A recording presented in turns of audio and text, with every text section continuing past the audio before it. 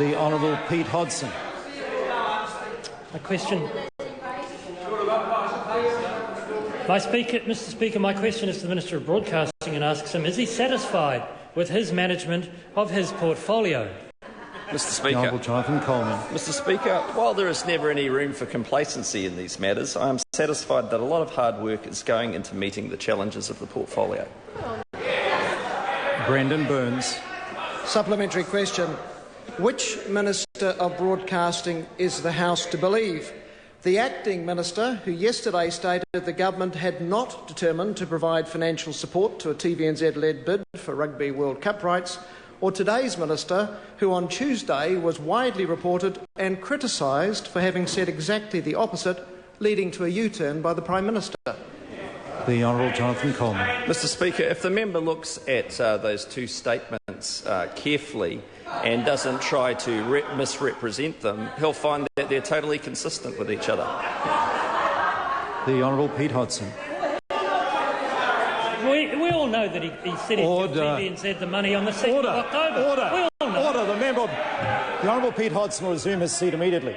Now look, I'm on my feet. The House will be silent. Now I've had enough of the House started in good humour today and it's deteriorated into what is totally unacceptable behaviour. When the member is called to ask a question, he will ask his question, will not interject like that. I've had to put up today with innuendo and interjection on my left here, accusing bias by the Speaker, and I've tolerated that from particularly the Honourable Darren Hughes in particular, and I will not tolerate this kind of nonsense anymore.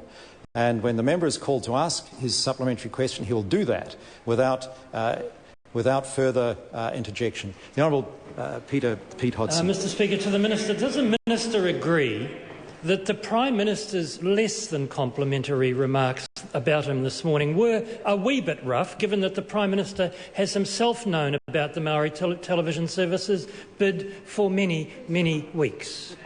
The Honourable Jonathan Coleman. Oh, look, those remarks were absolutely fine.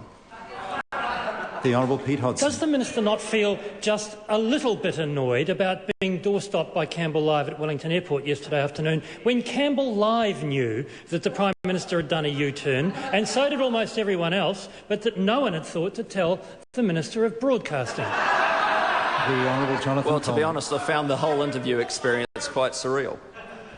The Honourable Pete Hodgson.